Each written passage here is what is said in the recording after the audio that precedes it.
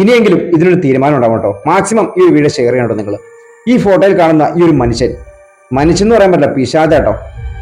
എനിക്ക് തോന്നുന്നു സോഷ്യൽ മീഡിയയിൽ ഒരു കൊല്ലത്തോളമായി ഇദ്ദേഹം ഈ വക തട്ടിപ്പ് നടത്തിക്കൊണ്ടിരിക്കുന്നു. നിങ്ങൾ കണ്ടിട്ടുണ്ടാവുമെന്ന് എനിക്ക് മനസ്സിലാക്കണം. സോഷ്യൽ മീഡിയയിലുള്ളവർക്ക് അറിയാം, പക്ഷെ പുറത്തുള്ള ആളുകൾക്ക് മനസ്സിലാവുമെന്ന് എനിക്കറിയില്ല കേട്ടോ. ഏതാണ്ട് ഒരു കൊല്ലത്തോളമായിട്ട് ഞാൻ സോഷ്യൽ മീഡിയയിൽ കാണുന്ന കേട്ടോ, കേരളത്തിന്റെ അങ്ങോളം ഇങ്ങോളമുള്ള സ്ഥലങ്ങളിൽ, അതായത് സ്ത്രീകൾ മാത്രം നിൽക്കുന്ന, പാവപ്പെട്ട സ്ത്രീകൾ നിൽക്കുന്ന, ഇതുപോലെ സെയിൽസ് ഗേളായിട്ട് നിൽക്കുന്ന സ്ഥലത്ത് പോയിട്ട് ഇദ്ദേഹത്തിന്റെ ഈ ഒരു പറ്റിക്കല്, same pattern, same dialogue, same കാര്യങ്ങൾ.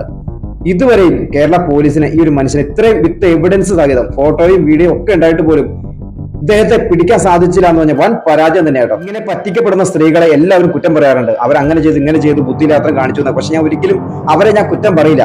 കാരണം അവർ ഈ സോഷ്യൽ മീഡിയ ഉപയോഗിക്കുന്ന ആളുകളല്ല. ഒരു 90% ആളുകളും ഈ സോഷ്യൽ മീഡിയയിൽ മാത്രമാണ് ഇദ്ദേഹത്തിന്റെ തട്ടിപ്പ് കണ്ടു വളർന്നു വന്നേക്കുന്നത്.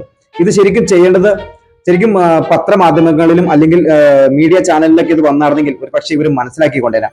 ഈ സെയിം തട്ടിപ്പ് എത്ര വർഷമായിട്ട് പുള്ളി ചെയ്തുകൊണ്ടിരിക്കുകയെന്ന് അറിയാമോ? ഇതുവരെ പുള്ളിനെ പിടിക്കാനോ ഒരു ആക്ഷൻ എടുക്കാനോ കേരള പോലീസിന് പറ്റാത്തത് വൻ പരാജയം തന്നെയാട്ടോ. പുള്ളിക്കാരൻ പ്രധാനമായിട്ടും ചെയ്യുന്നത്, ആ ഒരു കടയിൽ പുള്ളി ലൊക്കേറ്റ് ചെയ്തിട്ടുണ്ടെങ്കിൽ ആ കടയുടെ ഫുൾ അഡ്രസ്സ്, ആ കടയുടെ ഓണറിന്റെ പേരും അദ്ദേഹത്തിന് അനിയന്റെ പേരും പാപ്പാടെ പേരും കടയിൽ എത്ര സ്റ്റാഫ് ഉണ്ടെന്നും എല്ലാം മനസ്സിലാക്കി വ്യക്തമായ ഒരു പ്ലാനോട് കൂടി അദ്ദേഹം പോണത്. ഒരു സംശയം പോലും കൊടുക്കാതെ, ആ ഒരു പൊടിനാം പോലും കൊടുക്കാതെ അദ്ദേഹം ആ പൈസ തട്ടിക്കൊണ്ട് പോണത്. അപ്പൊ വെൽ പ്ലാൻഡ് ആണ് പുള്ളി.